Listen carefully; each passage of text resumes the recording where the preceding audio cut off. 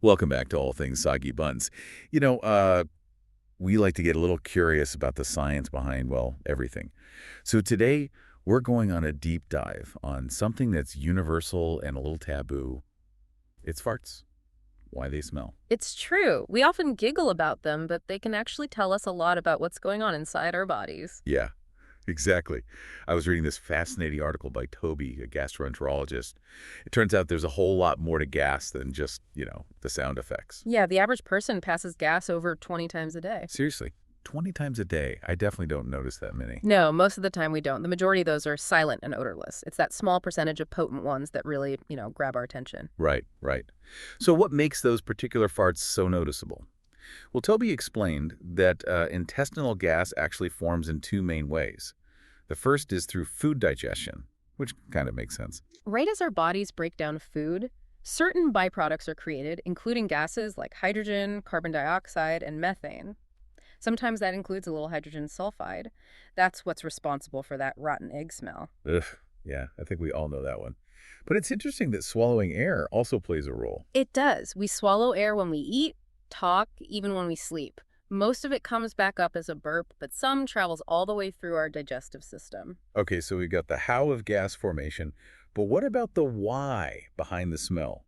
Why are some farts so much worse than others? Well, Toby pointed out what we eat plays a huge role, and this is where it gets really interesting because some of the healthiest foods out there are also the biggest culprits when it comes to stink. Take beans, for example. Oh, beans, the musical fruit, as they say. But why beans? Well, they're packed with fiber and sugars that our bodies can't fully digest.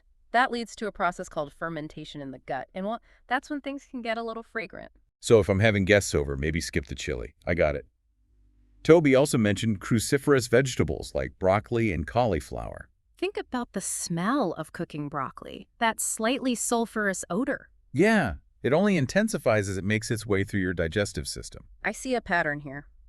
Sulfur seems to be a key player in the stink factor. What other foods are high in sulfur? Oh, the list is pretty long. Alcohol, eggs, garlic, grains, meats, nuts, onions.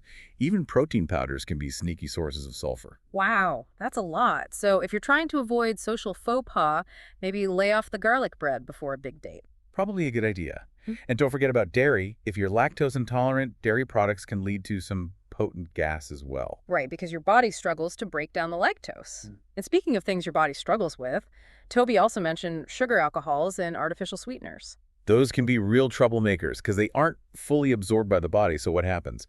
They ferment in the gut and create some, shall we say, less than desirable aromas. Interesting. So we've covered a lot of food culprits, but is food the only factor in smelly farts? It's a major one. But another expert Toby spoke with, Ola, highlighting that our gut bacteria also play a role. Everyone has a unique mix of bacteria in their gut, and that can influence the smell of their gas. That makes sense. We all have different gut flora.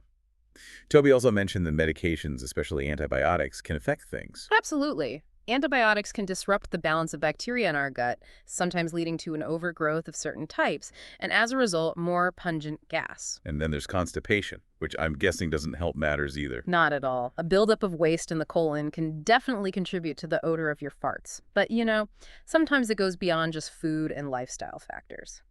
Toby pointed out that persistent foul-smelling gas could actually be a sign of an underlying medical condition. Wait, seriously? Like, Okay. Well, it could be something like inflammatory bowel disease or IBS, which includes conditions like Crohn's disease and ulcerative colitis. It could also be a sign of colorectal cancer, a bowel obstruction, or a bacterial infection. that sounds a little scary. So when should someone be concerned about their gas and see a doctor? It's always a good idea to talk to your doctor if you're experiencing any persistent or unusual changes in your bowel habits, including gas, especially if it's accompanied by other symptoms like abdominal pain, bloating, diarrhea, or blood in your stool. Don't ignore those red flags. Good advice. But before we all panic, let's remember that passing gas is a completely normal bodily function. Absolutely. It's just a sign that our digestive system is doing its job. Okay, so we've covered a lot of ground here, from the science of how gas forms to what those smells might be telling us. You know what else is a sign that things are working? This podcast and your support of us and Soggy Bunz, the best food truck and catering service in Maryland. Check us out at Bunz, that's soggybunz.com. Now back to the science of smelly farts. What are some things we can do to manage, shall we say, the more potent poofs? Yeah, there are definitely things you can do. Toby suggested over-the-counter digestive aids, like a first line of defense. Okay, I've heard of those. But I've always wondered, how do they actually work? Do they just, like, mask the smell, or is there something more going on? Well, they work in a couple of different ways. Some contain enzymes that help break down food like lactase for people who have trouble digesting lactose. Others contain ingredients like activated charcoal or simethicone, which can help absorb gas and reduce bloating. So they're giving your digestive system, like, a little extra support to handle those, like, tricky foods. Exactly, but it's always a good idea to talk to your doctor or pharmacist before trying any new supplements, just to make sure they're right for you. Good advice. Toby also mentioned regular exercise as a way to, like, reduce gas. How does that work? Well, exercise helps stimulate your digestive system, and it keeps things moving along smoothly. It can also help reduce stress, which we know can be a trigger for digestive issues. So getting those steps in can benefit more than just your waistline. And of course, we can't forget about the role of diet. Toby recommended avoiding trigger foods. But with so many potential culprits, that seems like a daunting task. It can be, but it doesn't have to be all or nothing. Instead of eliminating entire food groups, which can be problematic, you can start by keeping a food diary to track what you eat and how it affects your digestion. That can help you identify your personal trigger foods and make adjustments accordingly. Like maybe swapping out the beans for lentils or opting for roasted veggies instead of cruciferous ones. Exactly. It's all about finding what works best for you. And remember, it's not about deprivation. It's about making mindful choices and enjoying a balanced diet. So we've talked about how to manage gas, but what about, like, understanding what our farts are actually telling us about our health? That's a really important point. Our farts can actually provide some clues about how our digestive system is functioning. For example, if you notice a sudden increase in gas or a change in the smell, it could be a sign that something's off. Like maybe you're eating more of a certain food group, or you're stressed, or you're traveling and your routine is disrupted. I always notice more gas when I travel. Do you think that's related to stress or something else? Stress definitely plays a role, but travel can also disrupt your gut bacteria, which can lead to changes in gas production. It's fascinating how interconnected all of these systems are. Sometimes it could also be a sign of something more serious, like an infection or a digestive disorder. That's why it's important to pay attention to your body's signals and talk to your doctor if you have any concerns. So our farts aren't just a source of amusement. They're actually like a valuable source of information about our health. That's a really cool way to think about it. I'm starting to see farts in a whole new light. They're not just something to giggle about, they're like a window into our inner workings. I love that perspective. It's about time we gave our farts the respect they deserve.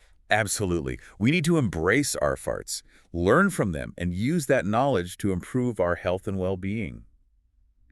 You know what else we should embrace? Soggy Bunz, obviously. Maryland's best food truck and catering service. Head over to Bunz, that's soggybunz.com, to learn more about us and what we offer. But for now, let's get back to this deep dive on fart science. It sounds like we've only scratched the surface. Welcome back to All Things Soggy Bunz. We've been on quite a journey today, exploring the fascinating world of farts. Who knew there was so much to learn? It's amazing what our bodies tell us if we just listen, even the not-so-pleasant signals. Speaking of listening, let's recap some key takeaways from Toby and Ola's insights on the science of smelly farts. What stood out to you the most? I think it's so important to remember that passing gas is totally normal and healthy. It's just a part of the digestive process. It's like our gut's way of saying, hey, I'm working hard here. Absolutely. And while we often, joke about it, fart odor can actually give us clues about our diet and overall health. Right. We learned that certain foods, especially those high in fiber and sulfur, can lead to much stinkier farts. Yeah, so if you're noticing a particularly pungent aroma, maybe take a look at what you've been eating. Exactly. And let's not forget the role of our gut bacteria. Everyone's gut flora is unique, which can also affect, the smell of their gas. So fascinating. It's not just about what we eat, but also about the trillions of tiny organisms living in our gut and how they interact with our food. Precisely. And, while most of the time smelly farts are nothing to worry about, persistent foul-smelling gas could be a sign of something more serious, as we discussed earlier. Right. Good reminder to pay attention to our bodies and see a doctor if we notice any concerning changes in our bowel habits, especially if it's accompanied by other symptoms. Absolutely. Early detection is key. when it comes to many health issues. Well, I think we've thoroughly explored the science of stinky farts today. Any final thoughts for our listeners? Yeah, I just encourage everyone to embrace their farts. They're a natural part of life and can teach us a lot about our bodies. I love that. Embrace your farts and learn from them. On that note, I want to thank everyone for tuning into All Things Soggy Bunz. Yeah. We hope you learned something new and maybe even had a few laughs along the way. And hey, remember, if you're ever in Maryland and craving some delicious food, be sure to visit us online at Bunz. That's soggybunz.com. Thanks for listening.